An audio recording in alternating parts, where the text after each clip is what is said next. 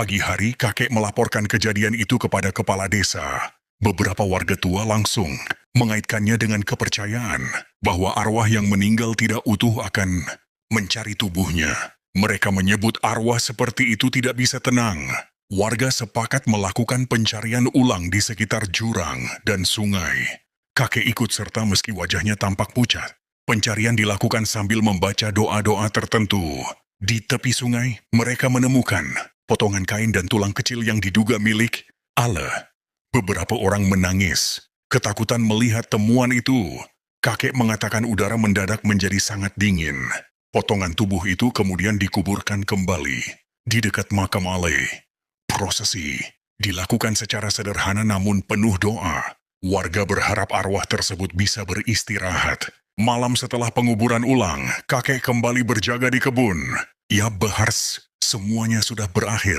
Namun perasaan diawasi kembali muncul saat malam semakin larut. Sekitar pukul 1 dini hari suara rintihan kembali terdengar.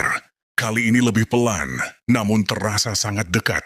Kakek merasa ada sesuatu berdiri tepat di belakang pondok. Kakek tidak berani menoleh. Ia merasakan udara di sekitar menjadi berat seperti ditekan. Keringat dingin mengalir meski udara sangat dingin. Tiba-tiba terdengar suara berbisik tepat di samping telinganya. Suara itu mengatakan masih ada yang kurang. Nada suaranya terdengar putus asa dan marah sekaligus. Kakek hampir pingsan mendengarnya. Ia membaca doa sekuat yang ia bisa. Perlahan, tekanan di udara berkurang.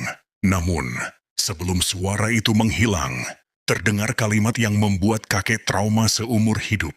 Suara itu berkata bahwa tidak semua bagian akan pernah kembali. Setelah itu, suasana kembali sunyi. Keesokan paginya, kakek jatuh sakit demam tinggi. Ia mengigau menyebut nama Ale berulang kali. Keluarga membawanya pulang dari kebun, dan ia tidak pernah kembali bekerja di sana. Beberapa warga desa lain mulai mengalami kejadian aneh. Ada yang mendengar langkah pincang di malam hari. Ada pula yang mencium bau anyir dekat sungai. Seorang petani mengaku melihat sosok tanpa lengan berdiri di dekat sungai. Saat didekati, sosok itu menghilang begitu saja. Petani itu jatuh sakit setelahnya. Desa mulai mengadakan doa bersama selama beberapa malam. Kakek hanya bisa ikut dari rumah karena kondisinya lemah. Ia selalu menangis setiap doa disebutkan. Setelah beberapa minggu, kejadian aneh perlahan mereda. Suara rintihan tidak terdengar lagi. Namun tidak ada yang berani mendekati jurang tempat kecelakaan itu. Kakek sembuh, tetapi sikapnya berubah. Ia menjadi pendiam dan menghindari cerita tentang kematian.